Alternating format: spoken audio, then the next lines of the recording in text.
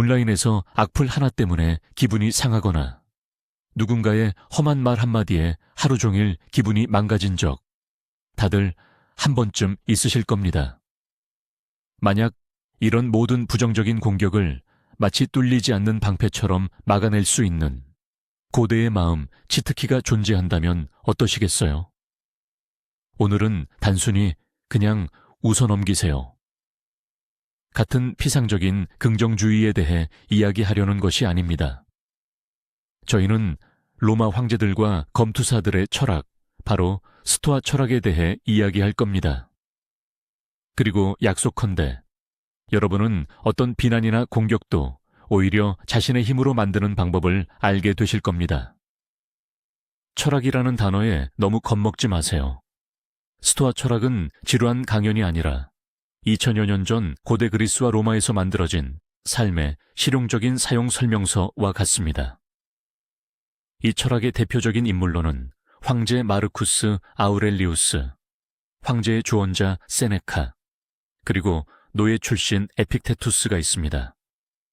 이들은 매일 배신, 전쟁, 그리고 죽음의 위협에 직면했습니다. 그리고 이들의 생존과 번영의 지혜는 지금까지도 유효하게 작동하고 있습니다. 스토아 철학의 핵심은 천재적일 만큼 간단합니다. 평온함과 힘의 열쇠는 바깥 세상이 아니라 바로 우리 마음속에 있다는 것입니다. 그럼 지금부터 이 지혜를 어떻게 활용해야 할지 함께 알아보겠습니다. 자, 그럼 가장 근본적인 부분부터 시작해 봅시다. 바로 우리 마음의 운영체제라고 할 수 있는 스토아 학파가 통제의 이분법이라고 부른 개념입니다. 좀 학술적인 용어처럼 들릴 수도 있지만 사실 가장 단순하면서도 강력한 아이디어죠. 우주 전체를 두 부분으로 나누는 가상의 선을 긋는다고 상상해 보세요. 한쪽에는 우리가 전혀 통제할 수 없는 모든 것이 있고 다른 한쪽에는 100% 우리의 통제 안에 있는 것들이 있습니다. 그렇다면 우리가 통제할 수 없는 첫 번째 범주에는 무엇이 포함될까요? 거의 모든 것입니다. 날씨, 환율 변동, 도로 위 교통 체증 등이 그렇죠. 그리고 오늘 우리가 반드시 이해해야 할 가장 중요한 점은 여기에 다른 사람들의 의견, 그들의 말과 행동도 포함된다는 사실입니다. 그들의 비판, 칭찬, 악의적인 댓글, 심지어는 완전한 무관심까지도 말이죠. 억지로 그들의 마음을 바꾸려 노력하는 것은 마치 허리케인에게 방향을 바꾸라고 소리치는 것과 같습니다. 이는 무의미하고 소모적인 싸움이며 결국 우리는 확실하게 패배하고 모든 힘을 낭비하게 될 겁니다. 좋아요. 그렇다면 우리에게 남은 건 무엇일까요? 우리가 정말로 영향을 줄 수 있는 건 뭘까요? 그런데 바로 여기에 아주 흥미로운 지점이 있습니다. 왜냐하면 그 경계의 반대편에는 정말로 중요하고 100% 당신에게 달려있는 단 한 가지가 있기 때문입니다. 그것은 바로 당신 자신의 생각입니다.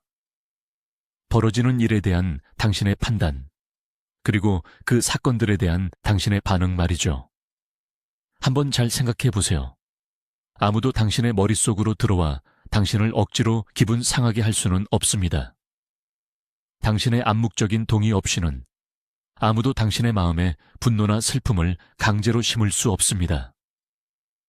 외부 세상은 당신에게 어떤 계기를 제공하거나 특정 사건을 던져줄 수는 있습니다. 하지만 그 사건에 좋다, 나쁘다, 끔찍하다, 모욕적이다와 같은 딱지를 붙이는 것은 전적으로 당신의 선택입니다. 그리고 이 선택 안에 엄청난 자유와 힘이 담겨 있습니다. 이것이 바로 당신의 진정한 초능력입니다. 외부의 혼란과는 상관없이 당신의 내면 세계를 스스로 통제하는 능력 말이죠.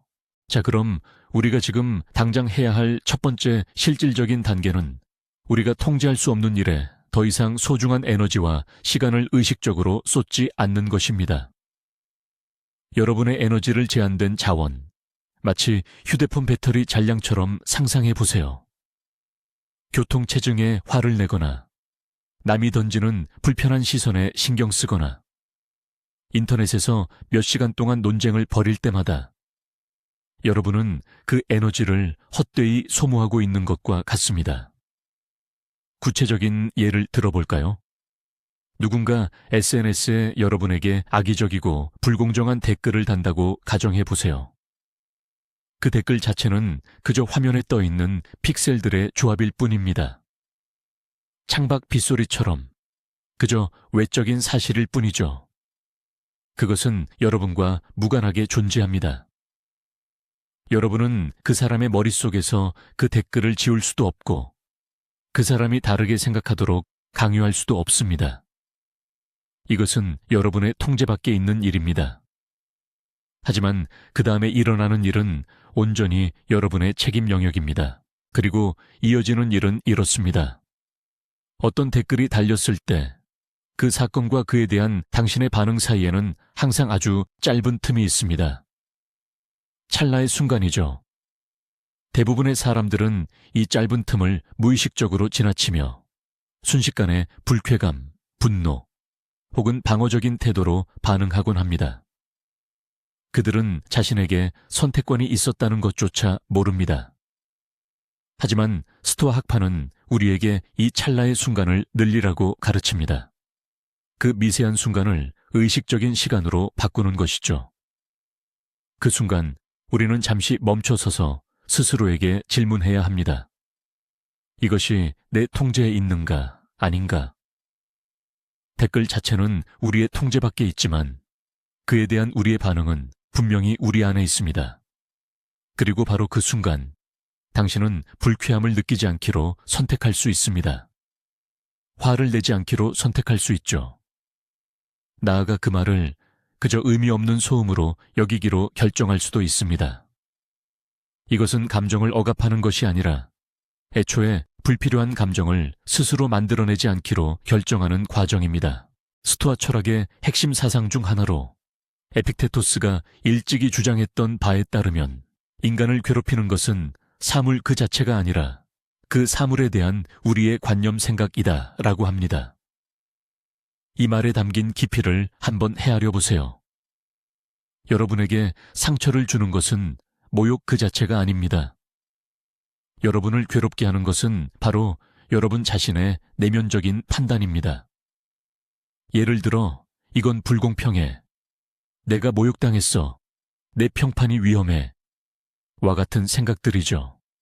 모욕은 중력처럼 객관적인 현실이 아닙니다. 그것은 단지 타인의 주관적인 의견일 뿐입니다. 그리고 그 의견이 여러분에게 독이 되는 것은 여러분 스스로가 그에 동의하고 자신의 내면적 인식 필터를 통해 받아들일 때뿐입니다. 만약 누군가 여러분을 기린이라고 부른다면 기분 상하시겠습니까? 아마도 저 사람 좀 이상하네 하고 생각할 겁니다. 왜냐하면 여러분은 자신이 기린이 아니라는 것을 확실히 알고 있기 때문이죠. 그렇다면 멍청하다거나 무능하다는 말을 들었을 때 왜 화를 내는 걸까요?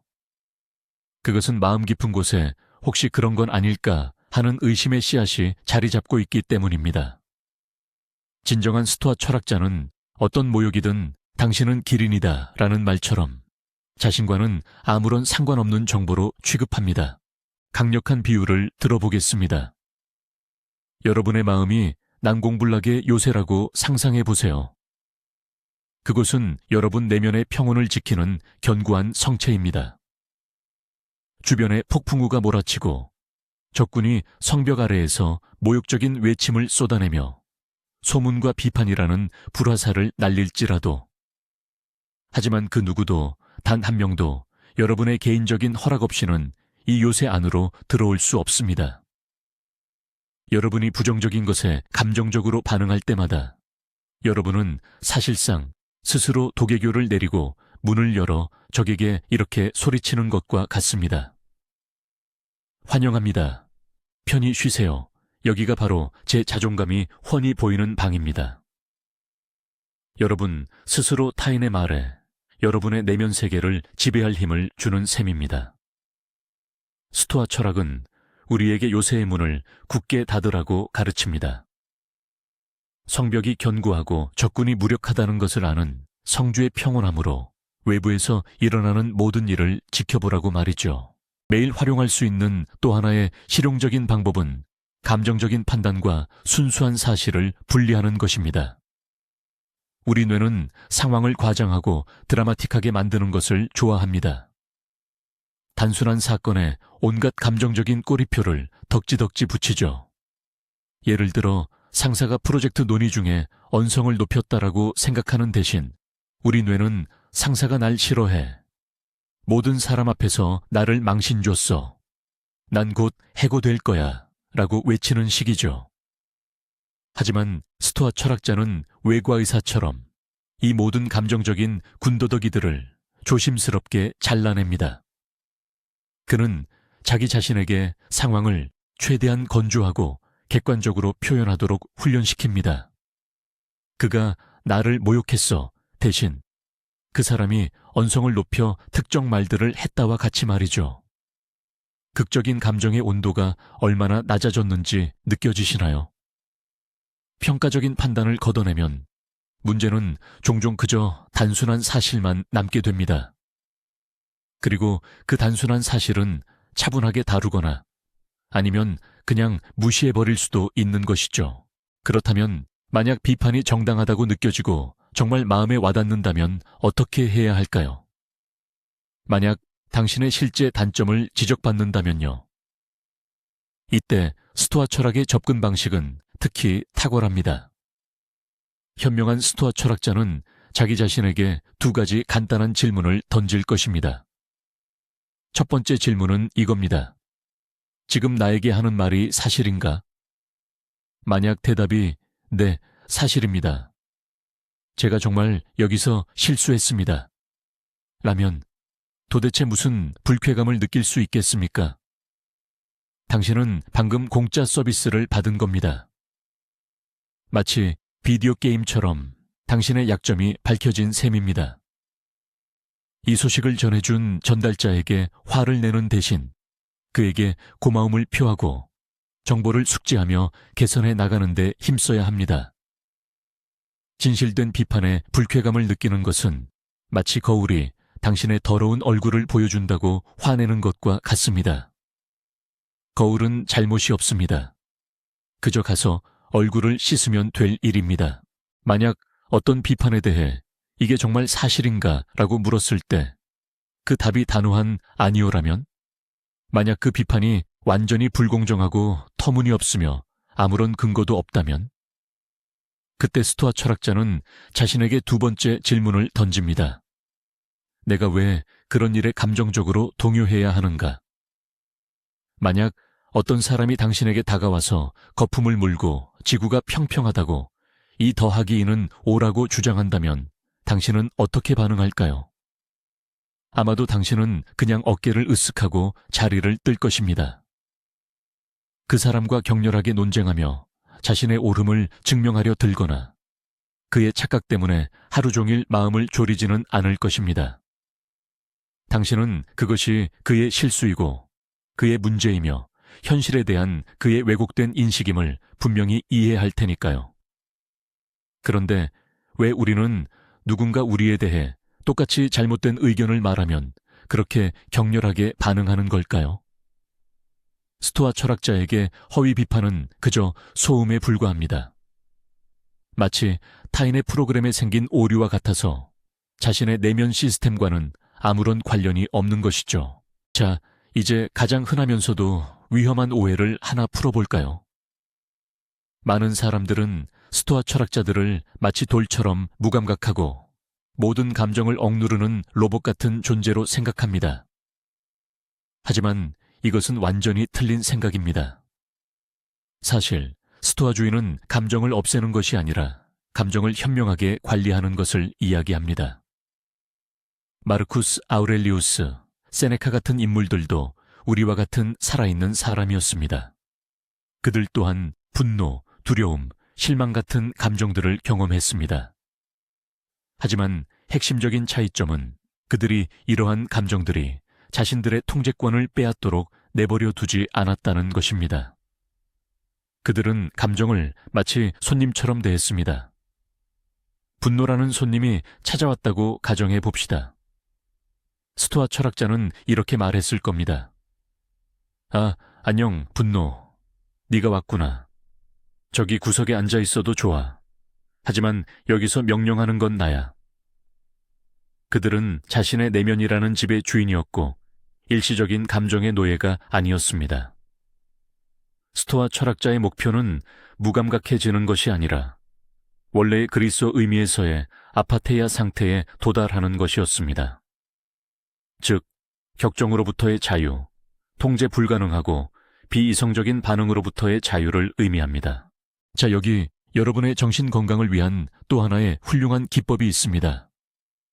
스토아 학파 철학자들은 이것을 위에서 내려다보기 또는 플라톤의 시선이라고 불렀죠. 무언가 크게 신경 쓰이거나 어떤 불쾌감이나 문제가 너무 거대하고 모든 것을 압도하는 것처럼 느껴질 때 간단한 상상력 훈련을 해보세요. 여러분이 땅에서 발을 떼고 점점 더 높이 날아오르는 모습을 상상해 보세요. 여러분의 집은 점점 작아져 점이 됩니다. 도시가 보이고 나라가 보이고 이윽고 지구 전체가 광활하고 어두운 우주의 공간 속에서 작은 청록색 구슬처럼 보이겠죠. 자, 이제 그 높은 곳에서 여러분 자신과 그 재앙적이라 느껴지던 문제를 한번 찾아보세요. 우주의 규모에서 보면 그것은 단지 미세한 먼지 알갱이처럼 보일 겁니다. 그렇지 않나요? 이 기법은 여러분의 감정을 무시하거나 경시하는 것이 아닙니다. 하지만 모든 것을 올바른 관점으로 되돌려 놓는데 도움을 주며 우리가 일상에서 겪는 대부분의 고민과 불안이 우리가 쏟는 신경과 에너지만큼 심각하지 않다는 것을 깨닫게 해줍니다. 스토아 철학자들은 메멘토 모리, 즉 죽음을 기억하라는 원칙을 꾸준히 실천했습니다. 듣기에는 암울하게 들리지만 사실은 가장 삶을 긍정하게 만드는 강력한 원칙 중 하나입니다. 우리가 이곳에서 보낼 시간이 유한하다는 것을 끊임없이 되새기는 것은 불필요한 모든 것을 걸러내는 강력한 필터 역할을 합니다. 우리에게 주어진 날, 시간, 분이 한정되어 있음을 깨달을 때 우리는 이런 질문을 던지게 됩니다. 이 유일하고 되돌릴 수 없는 소중한 시간을 화를 내거나 앙심을 품거나 인터넷에서 모르는 사람과 논쟁하는데 낭비하고 싶은가? 답은 거의 언제나 아니오일 것입니다.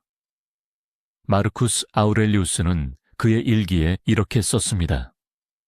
머지않아 너는 모든 것을 잊을 것이고 모든 것도 너를 잊을 것이다.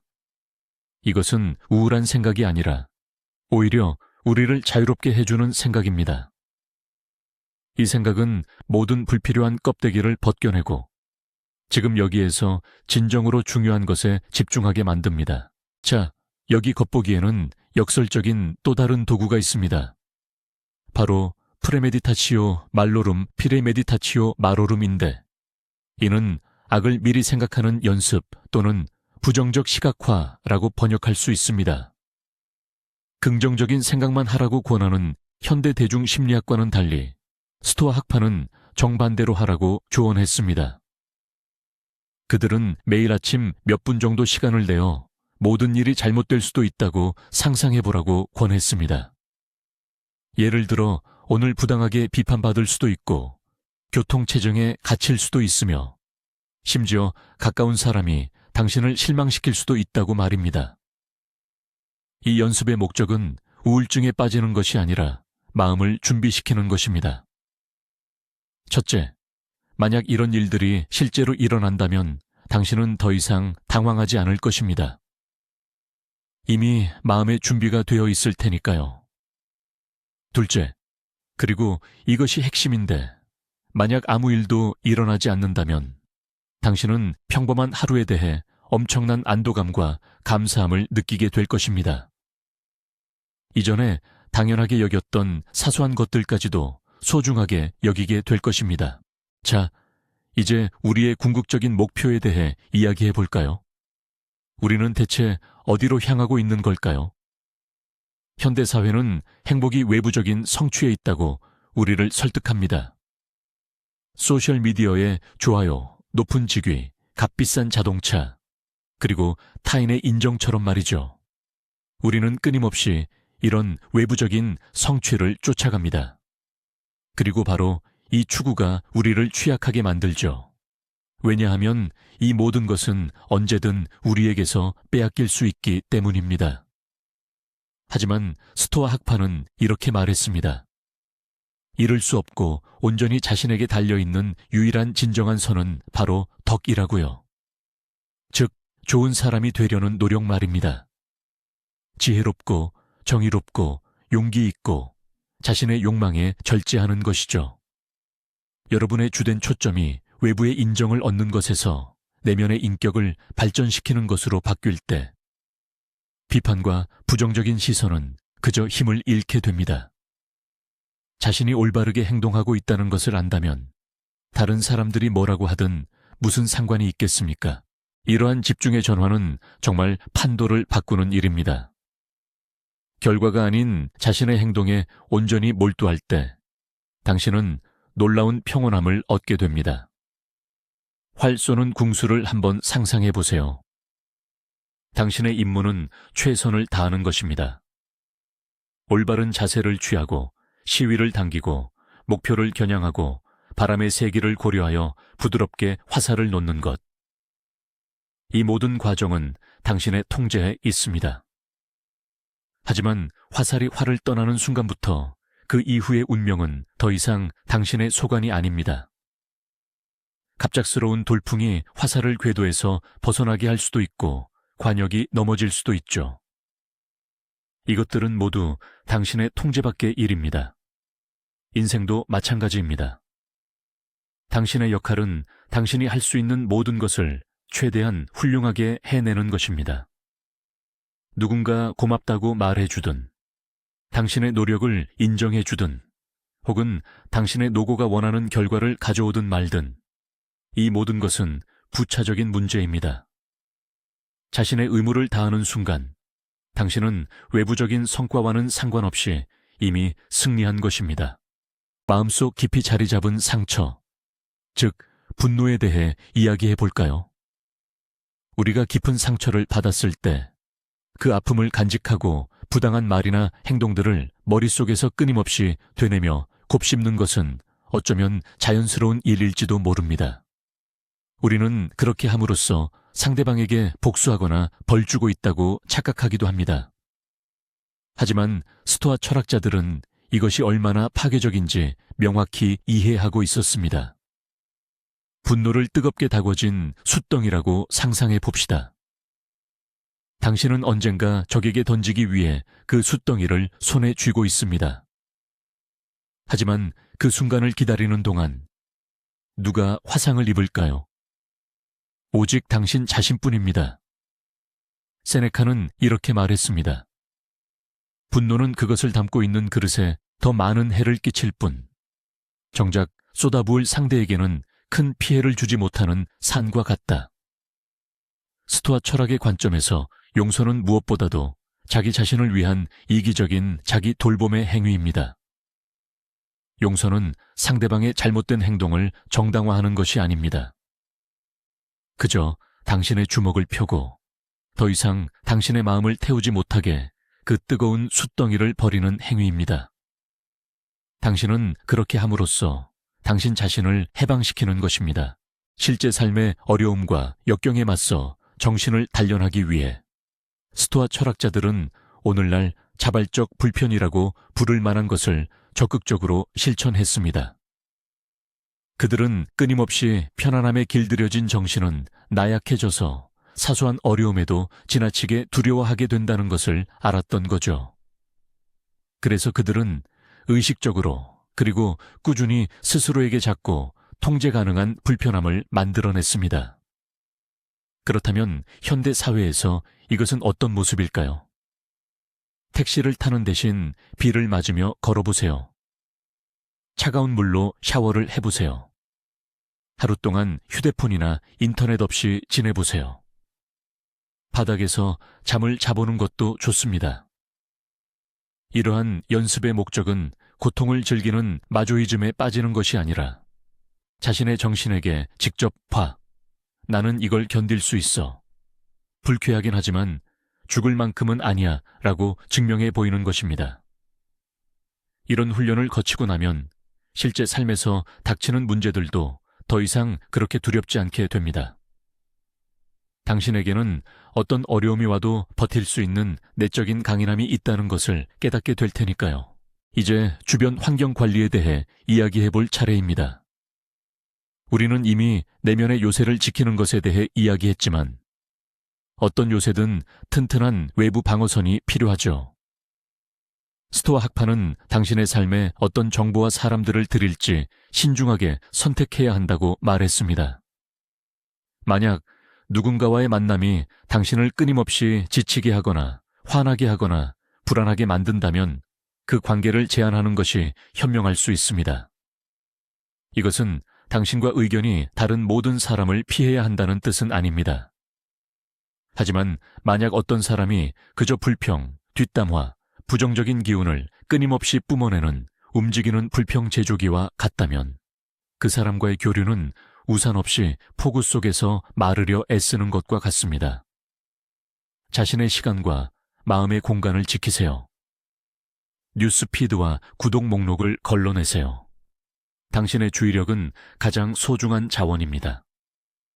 어떤 누구도 불필요한 정보로 당신의 정신을 흐리게 하지 못하도록 하세요. 스토아 철학이 제시하는 가장 강력한 사고방식의 전환은 바로 이것입니다. 어떤 장애물이든 나를 가로막는 벽이 아니라 나를 더 높은 곳으로 이끄는 새로운 길이나 디딤돌로 인식하는 것. 로마 황제 마르쿠스 아우렐리우스는 이를 다음과 같이 표현했습니다. 행동의 길에 놓인 장애물은 행동을 진척시킨다. 당신의 길을 가로막는 것이 바로 그 길이 된다. 이것이 의미하는 바는 무엇일까요? 어떤 부정적인 일, 어떤 어려움, 어떤 비판도 단순히 문제가 아닙니다. 그것은 기회입니다. 인내심을 연습할 기회, 용기를 발휘할 기회, 더 현명해질 기회입니다. 누군가 당신을 모욕했나요? 자기 통제를 연습할 훌륭한 훈련장입니다. 프로젝트가 실패했나요? 미래를 위한 값진 교훈입니다. 이러한 시각으로 세상을 바라보기 시작하면 당신은 무적이 됩니다. 왜냐하면 적들이나 운명이 당신을 넘어뜨리려고 발밑에 던지는 모든 것을 당신은 그저 주워 담아 당신의 성공을 위한 발판을 쌓는데 사용하기 때문입니다. 드디어 모든 것을 변화시키는 바로 그 핵심에 도달했습니다.